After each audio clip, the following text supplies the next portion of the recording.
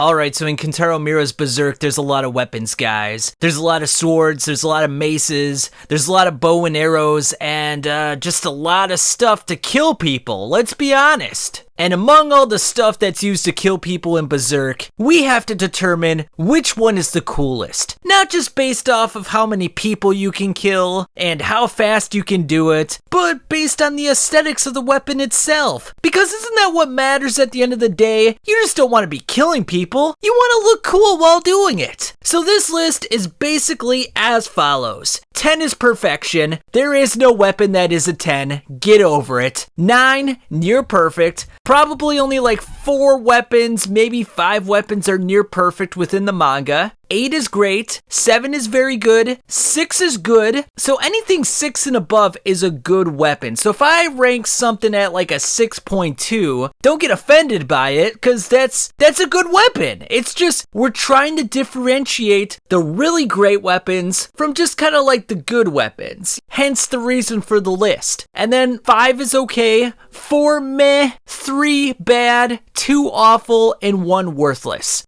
So without further ado, guys, let's get into the list. Alright, so first weapon we got up on the docket is Locus's Lance. Now, it's a regular lance when he's in his human form, but when he turns into his apostle form, it gets bigger, more silver, more shiny, very cool looking. Really haven't seen him defeat any strong, like, monsters or creatures with it. Nothing of note, really, but it is very cool looking, so I'll give it a solid 7.4. Guts' cannon arm, I mean, what can you say about this? It was the first weapon Guts used in the manga. He defeated the female apostle with it. He's defeated so many apostles with it, the Snake Baron and many others. It's just such a cool weapon, and I love the fact that to open it up, he usually uses his mouth to pull the string, and then he just blasts someone with it. No one ever sees it coming, so very cool weapon. It's been used numerous times throughout the manga, but it hasn't been overused. Like, it's used enough where you know of it, but it's not overused to the point where it's like, oh, he's using his cannon arm again, here we go. No, Miura uses it very sparingly, which I think is a very good idea on his part, so that when Guts does use it, it feels special. And that time he used it against Slan, I mean, that was probably one of the coolest times he ever used it. So this is going to be a really strong score. I'm going to put it up there at 8.7.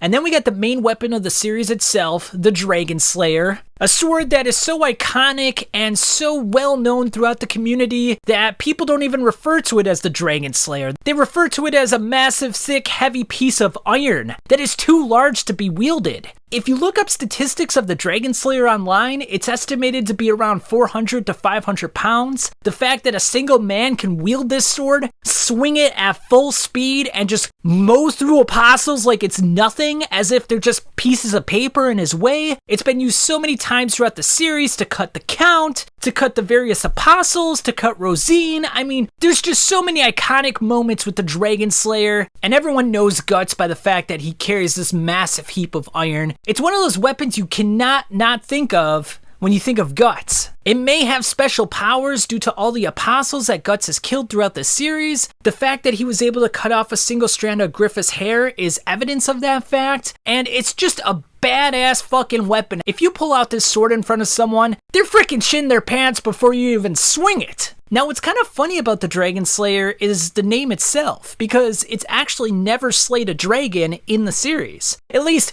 we've never seen it slay a dragon. Is that something that Kentaro Miura had planned for the future? Who the heck knows? I mean, we saw a dragon in chapter 306 at the end of the Fantasia arc, but he's never actually slayed a dragon, so it's kind of funny in that regard. But just an awesome weapon in every respect. I'm going to give this a strong 9.4, guys. Alright, so next up we got the Axe of Gnomes. Now, many of you may have forgotten about this axe. Now, this was in Flora's house. Shirka wanted to bestow this magical axe to Guts, but he refused it. He just wanted to continue using his Dragon Slayer. So, we never really found out what kind of magical powers this axe bestowed to its user. Given the name Axe of Gnomes, it's speculated that it may have had some kind of earth magic. So it's speculated that maybe it had some sort of earth-shaking powers or enhanced strength. We're not really sure. It definitely looks pretty cool, but the fact that it was never used throughout the series and we don't really know its full powers kind of brings it down a bit. So I would say this weapon's like a 6.9. Now next up, we got the Berserker armor. Now this is a suit of armor that is only worn by Guts throughout the series. However, we do know that the Skull Knight wore the armor in the past, we just never saw him fight with it. But the fact that Guts and Skull Knight both wore the armor is quite special in and of itself. Now, the armor itself allows a boost in energy, strength, and speed to its user. So Guts can run around, swing, and do physical feats he's never been able to do before. It allows him to ignore the pain that he's currently experiencing by contorting his bones and blocking out the pain signals. And the armor even temporarily repairs debilitating injuries throughout the battle. So even if Guts breaks several bones in a battle, he can continue on without having to stop or having to be hampered by that. So it's a very strong piece of armor. Now, the negative effects are quite well known. If Guts lets himself go too much into the darkness, then he could lose his mind, he could lose his ego, and become one with the armor itself. So it's a very dangerous fetish, but it's also very powerful and very cool.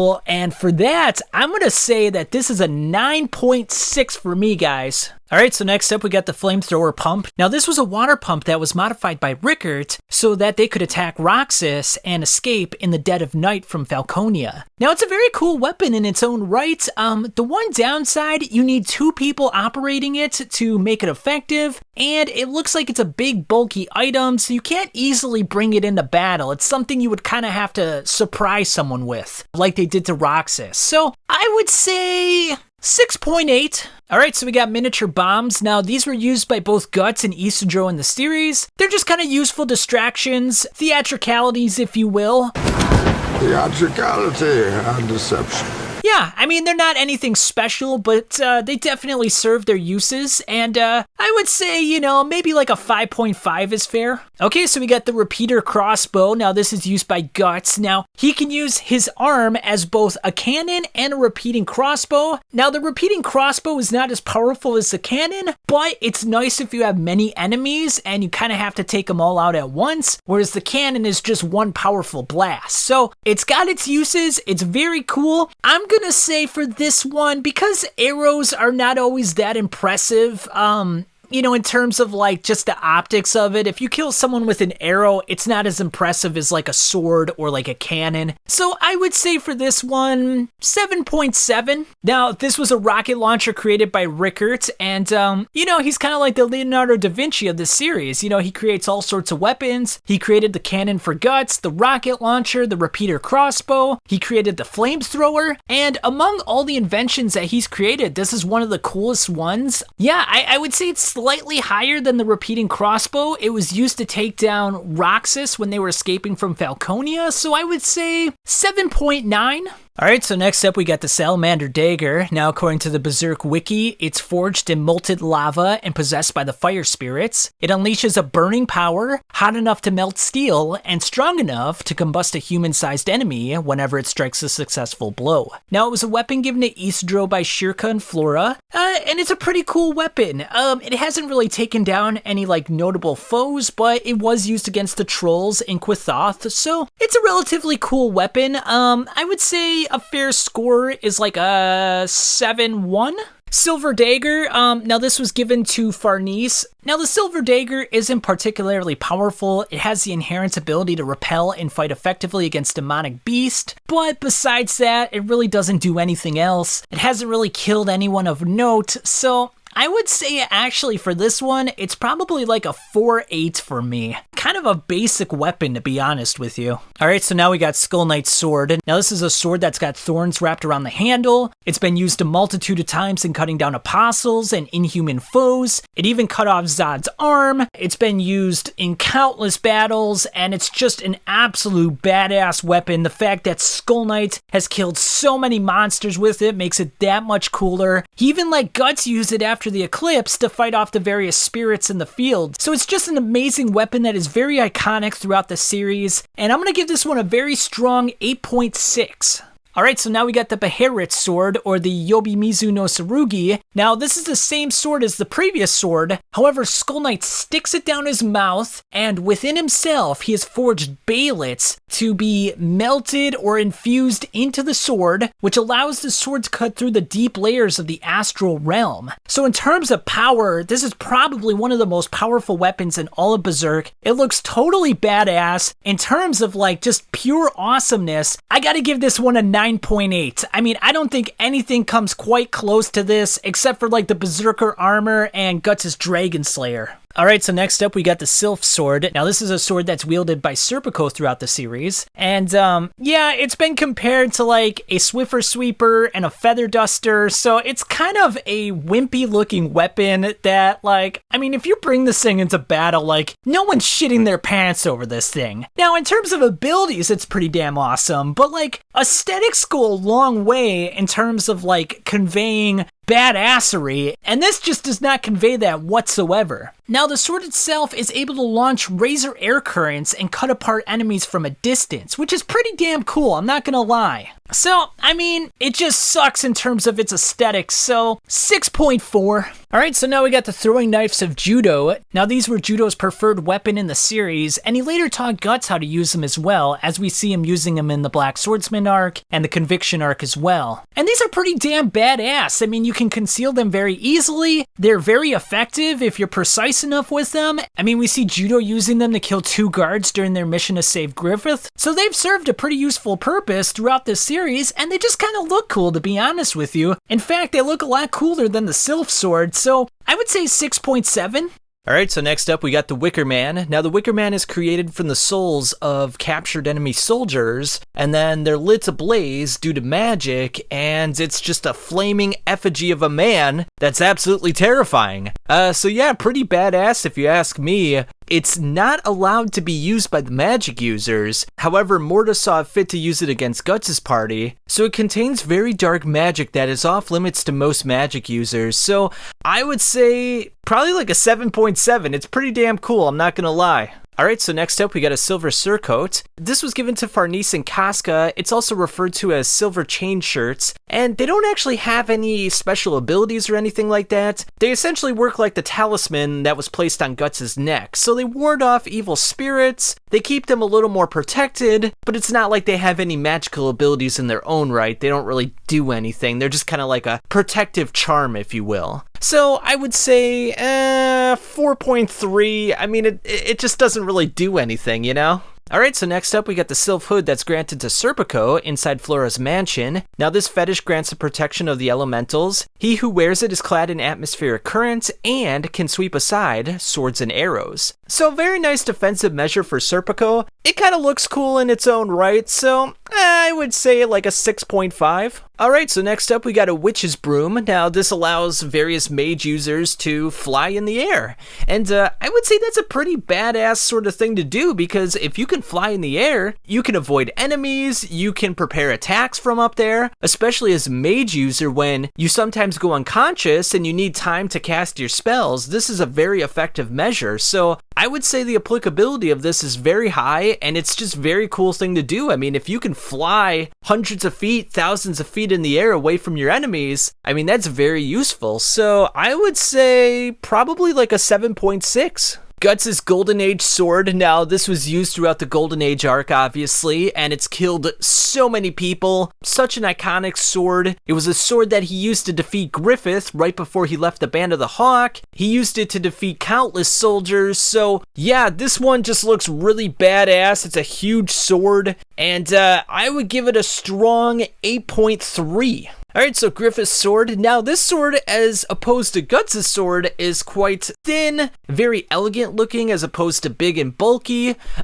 Used for precision attacks. You know, we've seen it cut the eye of a giant. We've seen it cut the eye of a Kushan soldier. So, you know, it's not going to be the type of thing that's going to be splattering someone's blood all over the place. It's going to be very precise. It's going to get to its target, and it's going to do its job. And, you know, this is probably going to surprise a lot of people, but I'm going to give this an 8.4. I just think it's a really badass weapon. And I think if you can kill someone without getting them all messy, you know, you just kind of do it in one swift blow. I think that's pretty awesome. Alright, so next up we got Casca's sword. Now, I mean, it doesn't look impressive. I mean, obviously, she's a female, so it's not going to be as big and bulky or as cool as Guts' sword. But I will say this much. She did fight Guts twice with this sword. You know, once when they first tried to ambush him through Corcus's attacks, and then a second time when, you know, he came back to the Band of the Hawk, and, you know, she was angry at him because he left Griffith. So, I mean, the fact that it fought Guts twice is pretty impressive. She also used it to defeat Adon, so, I mean, you know, I would give this a reasonable 6.5. Alright, so now we got Boscana the Purple Rhino Knight and his battle axe, and yeah, this thing looks pretty gruesome, pretty badass. He definitely gave Guts all he could handle in their battle. He was able to take out many members of the Band of the Hawk in one swipe. So yeah, I mean, just a badass looking weapon. I'm gonna give this one a 7.1. Now, when we go throughout these weapons, you gotta remember that it's all based on the user who is using the weapon. So, for example, Adon using a spear, the spear kinda looks cool. However, Adon himself is just an absolute wimp and is very scared and runs away from battles all the time. So, for that very reason, I mean, this spear is probably gonna get like a 3.4 from me. Alright, so now Zod's sword. Now, this is a sword that he chucked down to Guts in his battle with Boscan, and then Guts was able to cut off Boscan and his horse's head. And look at this thing. I mean, it's thick, it's serrated, so iconic. I mean, Zod has used it so many times throughout the series to cut so many soldiers down. I mean, what else can you say about this sword? I mean, this thing just looks amazing. Not the most powerful sword in the series, but goddamn if it doesn't look fearsome. I'm gonna give this thing a very strong 9.0. Grunbeld's shield. I mean, this thing is just, look at this. This thing is just gorgeous. It looks like a dragon. It can fire cannonballs out of it. Absolutely massive. Just looks epic. I mean, what else can you say about this thing? Not only is it the size of an average human, he has the ability to pull out 2 razor blades from it to use for offensive measures. So, it can be used for defense, it can be used for offense in terms of the razor blades and the cannonballs. It's absolutely massive. It probably weighs like 1,000 pounds or something. So, absolutely epic looking weapon here. I'm gonna give this one an 8.9. Alright, so now we got Grunbeld's hammer. Now, this one is absolutely epic as well. Huge, looks badass, has a flat end that can smash opponents, and then has a sharp end that can be used for smashing opponents. I mean, what can you say about this? It just looks absolutely epic. It was used to smash Guts a couple times, however, he did survive it. I mean, yeah, if you pull this out in battle, everyone's shitting their pants, that's for damn sure. So we're gonna give this one a 8.2. Salat's chakram are essentially throwing rings that you can toss at opponents and, you know, do some significant damage. I mean, they are very menacing. However, you know, they just kind of look like gymnastic throwing materials. I know in real life they're very dangerous, but, you know, I'm just, again, we're going off of optics here, so 6.7. Alright, so Salat's Arumi. So essentially, Arumi is a sword with a flexible whip-like blade. We did see Salat using it in the manga, and it looked pretty damn cool when he used it, I'm not gonna lie. You know, especially this scene right here, it looks like he's creating like a whirlwind with the Arumi, so I mean, he definitely looks very menacing as he's using it. But the fact that Guts just defeats it with air pressure is like pretty lackluster, I'm not gonna lie. So, I don't know, I mean, it's slightly higher than the chakram, so I would say like a 6.8. Alright, so now we got Rickard's hand, and as many of you already know, it was used to slap Griffith, and what a pivotal point in the manga. What an epic slap. I mean, Guts, think about this, Guts cannot even touch Griffith, and Rickard could slap his face. So, I'm gonna give this a strong 8.5, guys. Now, Locust watched Rickard slap his boss, the future king of Falconia, right in the face, and he did nothing about it. He pouted, he crushed some brick, but kind of was a bit of a pussy about it. I mean, he's just seething with anger, but he didn't actually do anything. I'm guessing that he's the one that hired Roxas to kill Rickard later on in the day, so kind of a pussy move, to be honest with you. So yeah, I'm gonna give him a really strong 1.8. Alright, so next up we got Roxas's Spike. Now, Roxas himself is a very cool character. I love the fact that he's shrouded in like a dark blanket, as it were. He wears a very cryptic mask. He doesn't necessarily follow Griffith. He's just sort of hanging out, waiting for the right opportunity to assassinate him, to lop off his head. But his little spike thing here is not the most impressive, I'm not gonna lie. It's kind of a little bit like a nail hanging out of a piece of wood that you step on in an unfinished house. So, I mean, it's not the greatest weapon in the world. I would give it like, I don't know, a 5.5? Alright, so next up we got Salat's Katar. Now, a Katar is like a push dagger that comes from the Indian subcontinent, and it's a pretty cool looking dagger, I'm not gonna lie. He used it as a defensive measure against Guts in their first fight. Well, the fight where they raided the Band of the Hawk, not their first fight, because they fought in that tournament. But he also used it to cut Roxas's mask in half, so it's a cool looking dagger, I'm not gonna lie to you guys. I'm gonna give this one a 6.1. Next up, we got Salat's Foot Dagger. Now, this one's actually pretty damn cool. He conceals it within his foot, and he even used it to cut Roxas's face. And it's just pretty cool, to be honest with you. Very stealthy, very cryptic, and yeah, it's just a cool weapon. I'm actually going to give this one a very strong 7.2. Alright, so next one we got up here is a horse. Now, this horse right here was able to douse the fire that was consuming Roxas.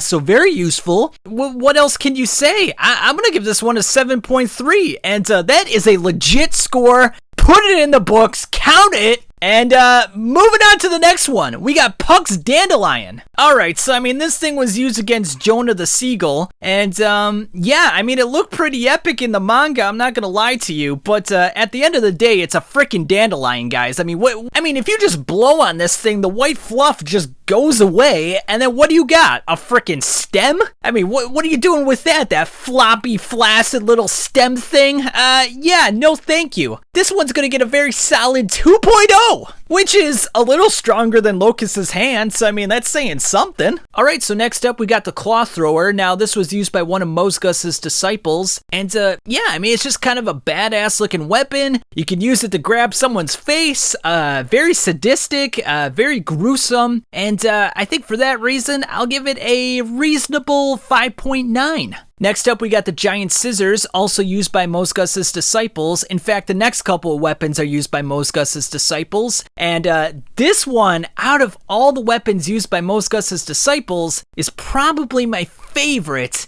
So brutal, so cool. You need two people to operate it, but still, I mean, it's a very freaking cool weapon. I'm gonna give this one a very nice 7.3. And then we got the Pincers. Now, the Pincers themselves, probably not going to kill anyone with them, but if you're looking to pull out some eyeballs, very effective. I mean, you could probably pull out other things as well. I'm sure you could pull out like a tongue or maybe even like their ears or something. Yeah, you could probably pull off some digits as well, like some fingers and some toes. I mean, everything used by Mosgus's disciples is very sadistic, and yeah, I'm going to say a little cooler than the Claw Thrower, probably like a 6.3 for me. Alright, so next up we got the Giant Wheel. Now, very good for smashing people, very big, bulky, impressive. It's going to be very hard to lift, and it doesn't have a lot of practicality. So for that, I would say like a 6.2 is fair. Now, one of my favorites is the Spear with Spikes. This is just a badass looking weapon here. The fact that you can trap someone's neck with it, it's got the spike sticking out, so it looks really cool. Very unique as well. A lot of applicability. I mean, you could swing it at someone like a baseball bat if you wanted to. You can capture their head, capture a leg, an arm, anything you really want, a really small waist, you know, if they're like a supermodel or something. But yeah, I would say like a 7 7.6 is really fair on this one. Okay, and then so finally, we got Mosgus's Bible. Not only can you read and learn from this, you can smash people on the fucking head with it. I remember after he smashed that guy in the head, he had like a huge indentation, probably had like brain damage, was bleeding from the head. And here's the thing about the Bible. No one sees it coming. I mean, he without sin cast the first stone. Well, you know, Mosgus has got a lot of sins, so he just decided to smash him with a Bible instead.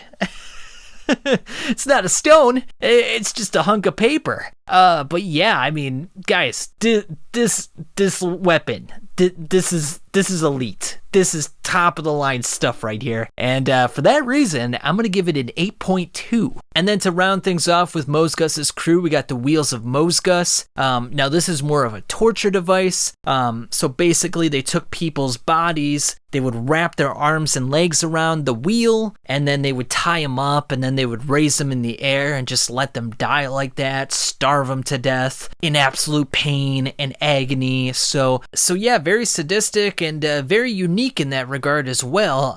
We'll give this one a 7.2. So yeah, and then we got this one right here. You know, it's on the list for a reason. Guts' Schlong. Now, remember at the beginning of this video how I talked about the cannon arm was the first weapon that Guts used in the manga? Well, that's not technically true, because he used his schlong as a trapping device. You know, he just put it out there. The female apostle, you know, got trapped in it. In a manner of speaking. And yeah, that allowed Guts to pull out his cannon and finish the job. And I'm going to score this one based on how long I think Guts' schlong is, and I'm going to say 8.5 inches. Alright, so next up we got Snake Baron's Battle Axe. Now this is just a really cool looking battle axe. Very versatile. It's got like a spear tip on the end. It's got the battle axe part. It's just a really cool looking weapon here. It's going to instill a lot of fear and trepidation in your opponents. And yeah, for that reason, I'll give it a 7.5. Alright, so now we got Colette's sword. Now if you remember, Colette got possessed by the demon spirits and subsequently killed her father. She then stabbed the Giga Chad himself, Guts, and as a result, Guts just like lopped her body in half. She did stab the Giga Chad. I mean, so that's a huge plus, or a huge minus. I mean, if you're a fan of the Giga Chad, and who's not a fan of the Giga Chad? And, you know, it's just kind of a basic looking sword, to be honest with you. So,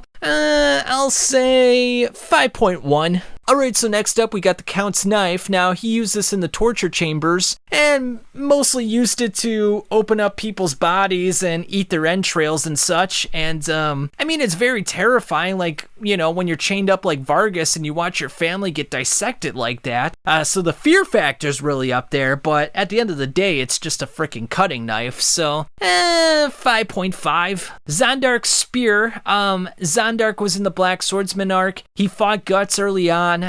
He lost the battle, and then he eventually got possessed by the Count, where he put that, like, big slug-like creature into his body. You know, it's not really an impressive-looking spear, to be honest with you, and it's not like he did much. He was very menacing, and he was very grotesque, but the spear itself was just kind of basic, to be honest with you. So I'll probably put it at, like, a 5.3. Alright, so now we got the Executioner's Axe. Now, this was the Executioner that lopped off Vargas's head. In terms of coolness, I mean, it's just a basic axe. I mean, all it's doing is cutting off people's heads. Nothing really special about it. No unique aesthetics or anything like that.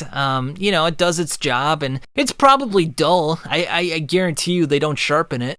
So I'll put this one at a 2.8. Alright, so next up we got Teresa's dagger. Now, this was the dagger that she was threatening Guts with, and it's a pretty cool looking dagger, to be honest with you. It's serrated, it's got kind of a cool looking design here. It's not just a normal dagger, so I mean, on coolness factor, it's definitely up there. I would probably give this like a 5.6. Alright, so now we got Guts' first sword. Now this is a sword he used as a child. Now of course, Guts being Guts, he always uses a sword that's much bigger and heavier than he is, but that's kind of the beauty of it. He always takes up the challenge. He never gets discouraged or dissuaded from using a bigger sword. And, this is a sword that he used to defeat Donovan. He stuck it right in his mouth, and it's a sword that he used to defeat Gambino as well. So, it's got a lot of history behind it, and it's just a really cool looking sword. I will give this a 7.1.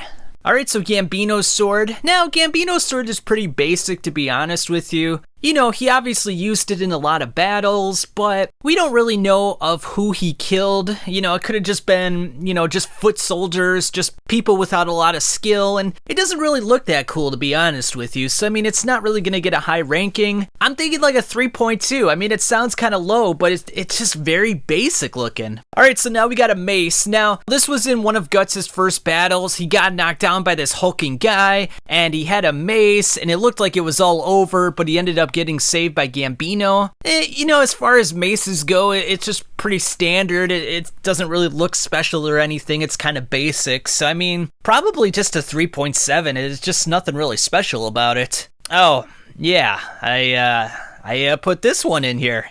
Someone had to put the black in the Black Swordsman. Oh, that's an overused joke anyway. But, not a lot of people get to say that they defeated Guts. And, Guts looks pretty defeated right here. So I'm gonna give this one a very funny 6.9. Gambino's dagger. Now, I don't think we ever saw Gambino use this in battle. It looks very effective in terms of, shaving one's face. So it's got a lot of practicality behind it. But, besides, cutting fruit or shaving your face, or like a last resort, it's probably not going to see a lot of combat. It's just kind of a basic looking dagger too, so I'm going to say like a 2.5. Guts' crossbow. Okay, so this is the crossbow that he used against Donovan when he was getting his revenge on him. Just look at the face on this horse right here. Holy cow. I know it has nothing to do with the crossbow, but this has got to be one of the most fiercest looking horses I've ever seen in my life. Guts has not used a crossbow too much in the series. I know he used it as a child right here against Donovan. I can't remember if he used it as an adult.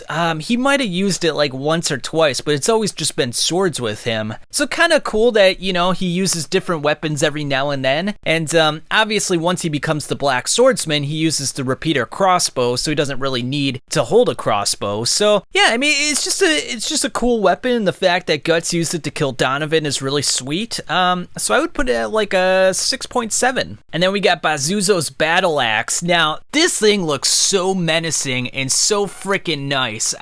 Wow, it looks so thick and sturdy, and it's got sort of an elegance to it as well with the center emblem. I'm sure it weighs a ton, and it took out many men, and Guts, it took quite a bit for Guts to beat him. It's lucky that Bazuzo had a crack in the axe that he was able to shatter it like he did, but without that, Bazuzo probably wins that battle. So very cool looking battle axe. I would probably put this at a 7.6. Now we got Pippin's mace. Now, the other mace that I showed was relatively low on the list, but this mace actually looks pretty cool because it's attached to a staff. So you don't have to spin it around. You can use it more like a baseball bat. You can club people with it, which is really cool. The fact that Pippin wields it is, a nice little touch.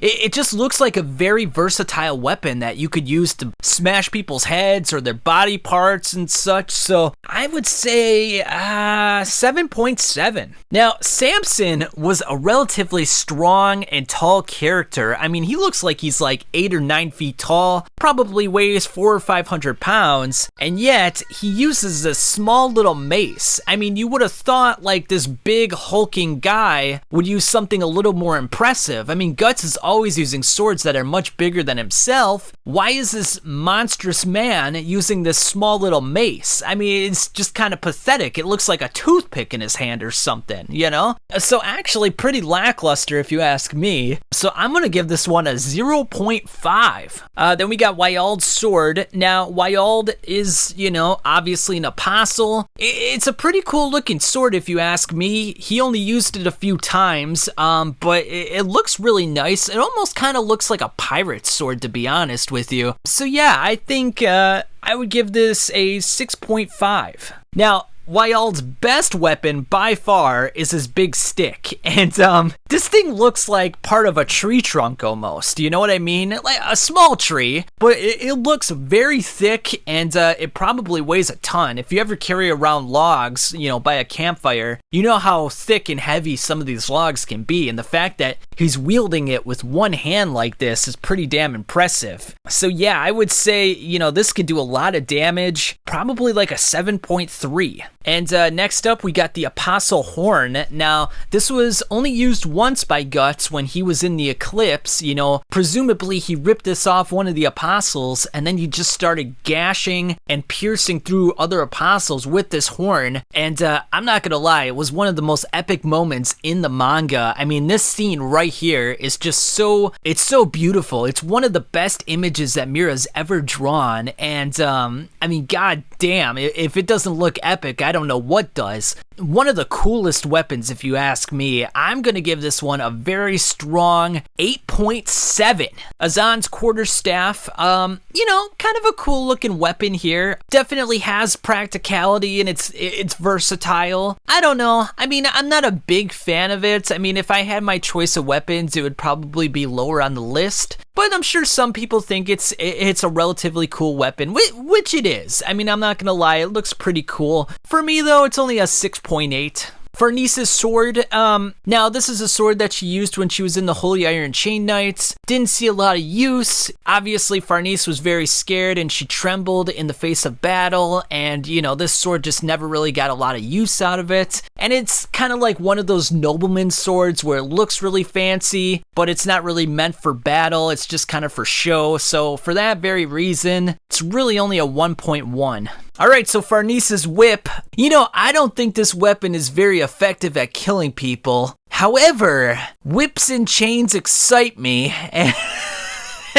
So, yeah, I gotta be honest with you. I'm imagining Farnese just whipping her back and whipping some other parts of her body, but I'm gonna give this a 6.9. Guts' torch, you know, this was the torch that he used to escape from the Holy Iron Chain Knights, and yeah, he was able to scare the horses away so that they wouldn't be able to chase him, and he used it to threaten Farnese and threaten the others. So, you know, Guts is very resourceful. You know, he just doesn't use his swords all the time. You know, he'll use whatever means possible to escape a situation. And yeah, I think you know, the fact that Guts is very flexible with his weapons of choice, and he can get out of any situation with any sharp or flaming object is really cool. So I'm gonna give this one a 7.3. Serpico's crossbow. Now, he used his crossbow when he was chasing Guts, when he was trying to rescue Lady Farnese. It never really got a lot of use besides this. Never really killed anyone that impressive. So yeah, and it's just kind of a normal crossbow, and there's really nothing special about it. So I would say like a 4.3. Serpico's sword. Now, this sword kind of reminds me of Griffith's sword. It's very thin, elegant, but Serpico actually got a lot of use out of it. He used it to cut Guts' face, you know, after he saved Lady Farnese, and the fact that you can draw blood on the Giga Chad is a huge plus. And then he also used the sword against Guts when they were on the cliffside, and he had him pinned against that wall. So it's seen a lot of action, and it's done a lot of damage as well. So I think a reasonable score for this one would be 7.4. Erica's machete, obviously it never really saw any battle. It does look pretty cool. I mean, it's a relatively thick machete, good for chopping wood, so it's very useful. I I mean, if Guts had it in his hand, I mean, I'm sure he could kill a couple people with it, but, you know, it never really did anything in the manga, but I'll still give it a 3.9. Going in the trend of hands, Luca's hand. So obviously after Luca caught Nina in the sex cult, she slapped her in the face for being a stupid idiot.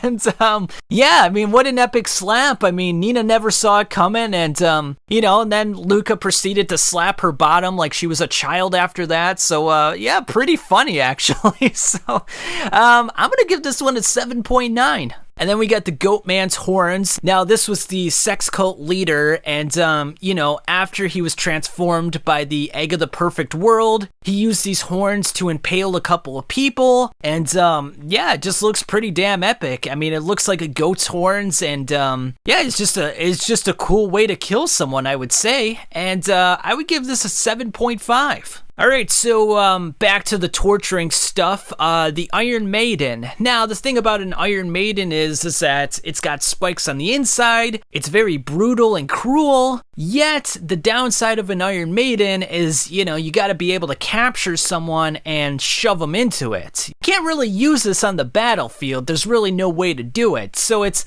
more so for, like, prisoners, but it's still scary as all hell. For that, practicality is really low, so I would still say it's only like a 5.6. Alright, so next up we got Guts' mouth. Now, a very useful weapon actually. He used it to bite down on Griffith's sword. He also put the Dragon Slayer handle in his mouth when he attacked the Count. And yeah, I mean, it's just a very versatile weapon that many people don't think about. And, you know, Guts will do whatever it takes to defeat someone. Whether it means biting a sword or, you know, whatever it takes. I mean, he's also used his mouth to pull the string on the cannon for his arm. So, I mean, never underestimate Guts' ability to just start biting the hell out of you. I guess is what I would say. So yeah, for that reason, I would say like an 8.2 for his mouth. Zod's axe. Now, this is usually carried by his left hand. He's always got his sword in his right hand and the axe in the left hand. Definitely has killed a lot of people in the past. A lot of bloody battles. Not as iconic as his sword, but still a very cool weapon. And for that reason, I would put it at like... I would still say it's like an 8.3. Irvine's bow. Now, this is probably the coolest bow in the series. Now, still, at the end of the day, a bow is not as impressive as like a sword or an axe or a cannon. You know, you're killing someone from a distance, so it's not going to cause as much blood. It's more precision, and it's just not going to look as epic when you kill that person. So, it's still the best bow, though. So, for that reason, I would say 7.9. Guts' hand. Now I put a picture of him choking Casca's neck. Probably not the best picture, but now he used his hand to smash various people's faces with. And yeah, like his mouth, I mean, it's just very versatile. And the fact that he can use his mechanical hand to bash your face, something that's made out of metal, is gonna hurt all the much more. So yeah, I would say like a 7.3. And then we got Guts' rope. Now, as far as I know, we've only seen him use a rope once, and that was to limit Casca's movement so that she wouldn't run away, and it was very effective in doing that. I mean, she tried to escape, and yeah, couldn't really do it, and... It's gonna be a 7.8 for me, guys. Alright, so now we got the troll mace. Now, it's kind of like any other mace, however, it's made out of wood, which is actually pretty cool. So not only is it sharp and pointy, but, you know, it might leave some splinters behind. So, I mean, like, imagine just some, like, wood shavings stuck within your skin. I mean, that's gonna hurt like all hell. I mean, I would say maybe like a 6.1 for this one. And then we got the troll axe. Again, you know, it's made out of wood. Yeah, I mean, it's kind of a cool looking weapon, and I don't know, maybe slightly higher than the mace, maybe like a 6.2. Now, Shirka's staff, I wasn't sure whether or not I wanted to put this one on the list because, you know, her magic more or less derives from like her magical abilities. Like, I mean, I know, you know, it's her magical abilities through her staff, but like, when I think of magic, it's more of something that comes from within. It's more of a magical power, an ability, if you will. Kind of like Daiba's abilities. He doesn't really need a weapon to deliver his kundalini, he just kind of does it. but nonetheless, she still carries the staff around. She's never really used magic without the staff, so I would say it's an extension of her powers. So it's still an object, it's still a weapon in a way, and given the fact that her powers are very diversified and she's got so many of them, she can do the flaming wheel, she can summon spirits like the rotting root, dark spirits from the trees, she can also summon the four kings. I mean, one of the strongest weapons in all of Berserk, and for that reason, I would say it's like a 9.3. Now, Daiba, he doesn't really have any objects or weapons that he uses. However, he does have this bong right here, and I would say it's probably pretty effective in getting you high. And for that reason, we're going to give the very comedic 4.20. Isidro's sword, it's actually a cool looking sword. I like how it's curved like this. It's got a little bit of personality to it. It's just kind of a cool looking weapon. It's bigger than a knife, bigger than a dagger, not quite the size of a sword. It's just kind of in the middle, so it's very versatile. And yeah, I would say probably like a 6.7. Bonebeard's sword, Bonebeard himself is kind of a pussy. He's always kind of scared of battle and always kind of running away. And his sword really never defeated anyone, so I would say like a 1.3. Alright, so then we got the Thorn Snakes. Now, Shirka used this in chapter 261 against like the tiger monsters, and they're just kind of useful distractions. She gives them to Farnese, so they're kind of like a basic magical weapon. It's kind of like used by people who are just starting to learn magic. But that being said, it's still kind of a cool looking weapon here. It serves a useful purpose. It's kind of unique in its own regard. I'm actually going to give a very strong 7.1. Alright, then we got Roderick's sword. Kind of a cool looking sword. He's a ship captain. He's used it in battle before, so I'll give it a reasonable 6.5. Then we got the Daka spiral horns. Now, in Virtanis Harbor, when the Daka were just infesting the streets and just running rampant, they had these like little horn-like weapons that had spirals and were very pointy at the end. And just very unique, kind of look kind of cool. Kind of reminded me of the horn that Guts used during the eclipse. Yeah, just kind of a unique weapon. I would say a 7.2 for this one. Now, Irvine's Apostle Bow. Now, this one's actually a little bit different than his regular bow. He actually pulls like a strand of his own hair, and then he can form this bow out of his body, and he uses like the hair as the arrow, and then he can shoot it, and it's just a really cool looking bow. I'm gonna give this one a really strong 8.1. Bonebeard's crutch. He actually got more use out of this crutch than he actually did out of his sword. You see him kind of threatening one of his crewmates with it. And I always like when someone takes a regular household item like a crutch and turns it into a weapon. That's always pretty cool. It's always pretty unexpected. Kind of like Mosgus's Bible. You don't see it coming. Then again, it is Bonebeard. So, 4.7. And then we got a scythe. We saw this on Skellig Island when the various scarecrows were being manipulated by the mage users, and they were attacking Isidro and Guts' party with these scythes.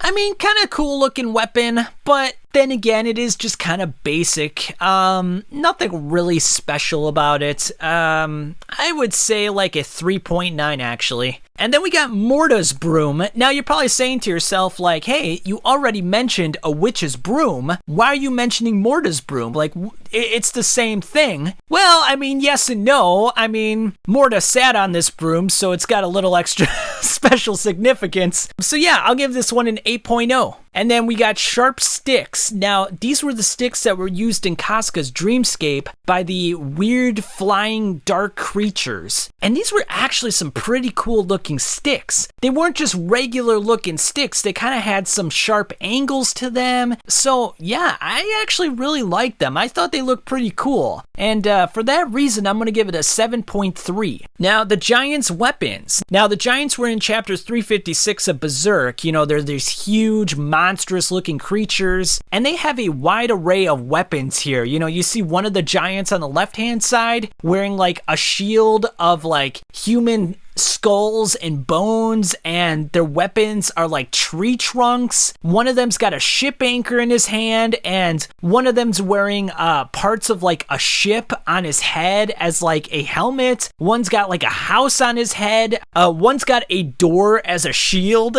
So yeah, I just like all the creativity here on Mira's part. And for that reason, I'm going to give it a 7.5. And then we got Casca's new sword. Now, this was used against some Viking-like puppets, and she also used it in training against Isidro as well. However, it never really killed anyone as of now, and given what's happened in the recent chapters, I doubt she's going to kill anyone with that sword. Although it could happen, but until she actually gets some feats and kills someone of importance, I can't really give it much higher than like a 6.8. And then we got the Viking axe. Now, these were the Vikings that were manipulated by magic. They weren't real people. However, their weapons were pretty cool, especially this Viking axe. And on aesthetics alone, I would say it's a 6.3. But again, like, we don't really know of its feats. It's more so for decoration than anything else. And then the last weapon that I got in the list for you guys is Hanar's hammer. Now, Hanar's hammer not only constructed Skull Knight's suit of armor, it also constructed the Berserker armor as well. So, constructing two of the most important pieces of armor within the series gets you high marks, and he also stimulated the blood memory within Guts. So, yeah, just a really cool looking hammer. Kind of reminds me of Thor's hammer in a way. I'm going to give this a really strong